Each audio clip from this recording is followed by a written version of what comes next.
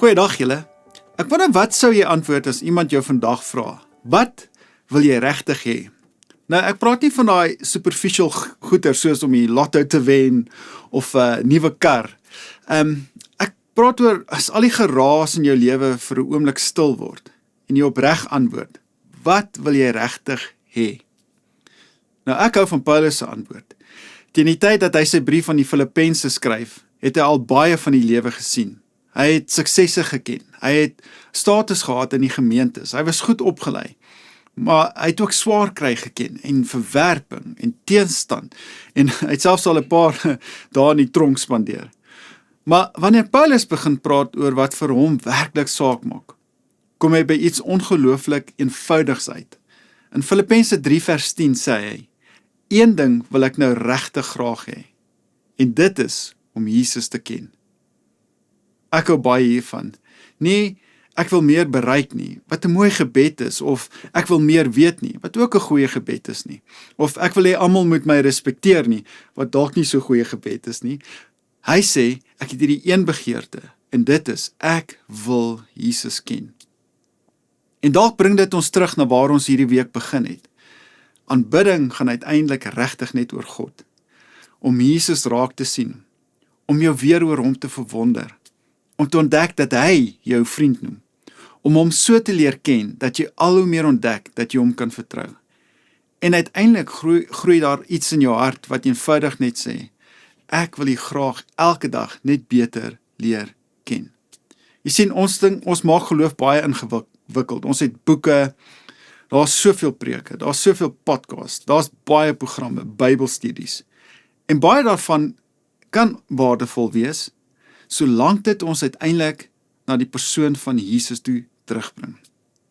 Want daar is 'n groot verskil tussen om baie van iemand te weet en om iemand te ken. Paulus het op 'n stadium baie van God geweet.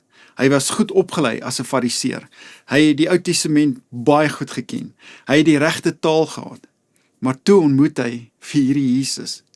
En jare later is sy verlange steeds, ek wil hom ken. Dit tref my. Want Paulus skryf dit nie aan die begin van sy pad met Jesus nie.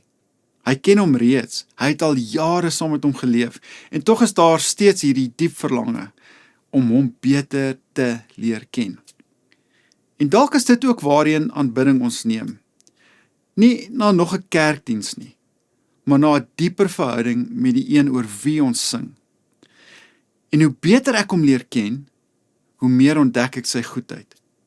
Hoe meer ontdek ek dat ek hom kan vertrou.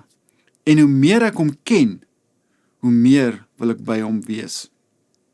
Ag, so vandag wil ek jou maar net weer uitnooi.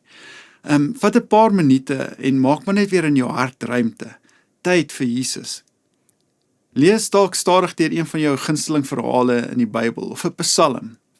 Moenie probeer om soveel hoofstukke klaar te kry nie. Kyk net na Jesus. Hoe praat hy met jou?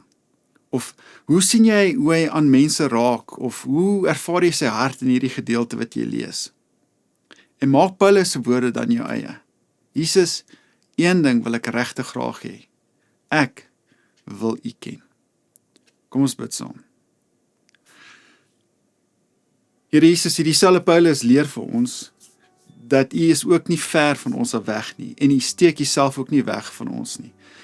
As daar een ding is wat U geniet om te doen, dan is dit om Uself aan ons te kom openbaar, te wys wie U is. Mag ons ook die regte dinge najaag. Dankie om goeie goedes te probeer doen, of betrokke te wees in sekere programme. Maar mag ons nooit hierdie een verlang in ons hart verloor, hierdie een ritme, wat aanbidding wakker maak nie. Mag dit altyd die diep begeerte van ons lewens wees, om U te leer ken.